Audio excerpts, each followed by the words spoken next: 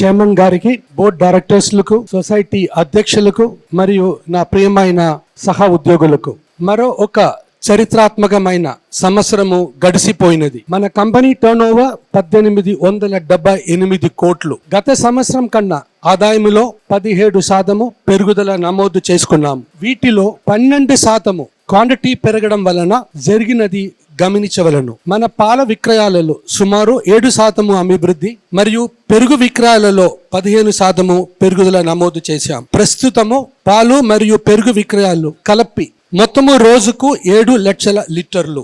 గత సంవత్సరము కొత్తగా కాకినాడలో మన సేల్స్ యాక్టివిటీస్ స్టార్ట్ చేశాం. ప్రస్తుతం రోజుకు సుమారు 10,000 లీటర్ల పాలు విక్రయిస్తున్నాం. కాకినాడ మరియు పరిసర ప్రాంతాలలో 92 ప్రత్యేకమైన సేల్స్ పాయింట్స్ ప్రారంభించాం. ప్రస్తుతము మనకు మొత్తము 53 చిల్లింగ్ సెంటర్స్ కలిగి ఉన్నాం. వీటిలో గత సంవత్సరము 7 యూనిట్లు కొత్తగా ప్రారంభించబడాయి. గత సంవత్సరము మన యొక్క ప్రొక్యూర్మెంట్ సగటున 7,41,000 లీటర్లు. ఇది గత సంవత్సరంతో పోలిస్తే 25% పెరిగినది. మన మార్కెటింగ్ అవసరాలకు అనుగుణంగా పాల సేకరణ విస్తరణను కొనసాగిస్తున్నాం. నాణ్యత విషయంలో మనము ప్రొక్యూర్మెంట్ మరియు డైరీలో లేటెస్ట్ ఎక్విప్మెంట్స్ ద్వారా వివిధ పరీక్షలు నిర్వహించి నాణ్యమైన పాల పదార్థాలు సరఫరా చేస్తున్నాం.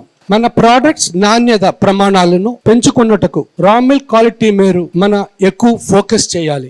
గత 2 సంవత్సరములలో మేము లేటెస్ట్ ఎక్విప్మెంట్స్ కొనుగోలు చేయుటకు గణనీయంగా ఖర్చు పెట్టినాం. ప్లాంట్ 2 మరియు శీతలీకరణ కేంద్రాలలో ఎఫిషియన్సీలలో పెరుగుదల ఉన్నప్పటికీ మరింత పెరుగుపరచడానికి అవకాశాలు ఉన్నాయి. త్వరలో మిర్యాలగూడలో శాటిలైట్ డైరీ ప్రారంభిస్తున్నాం. దీని ద్వారా హైదరాబాదు మరియు తెలంగాణ రాష్ట్రంలోని పలు ప్రాంతాలకు మన ప్రొడక్ట్స్ విక్రయాలు విస్తరించి అభివృద్ధి చేస్తాం. మన దూరదృష్టి గల చైర్మన్ గారి నేతృత్వంలో బోర్డ్ డైరెక్టర్స్ మద్దతుతో మరియు సిబ్బంది యొక్క హార్డ్ వర్క్ మరియు కమిట్మెంట్ వలన మన బ్రాండ్ అభివృద్ధి చెందుతూనే ఉంటుందని మేము హామీస్తున్నాం. సంగం డైరీకి ఇంకా ఉజ్వల భవిష్యత్తు ఉందని నేను వ్యక్తిగతంగా నమ్ముతున్నాము. ధన్యవాదాలు.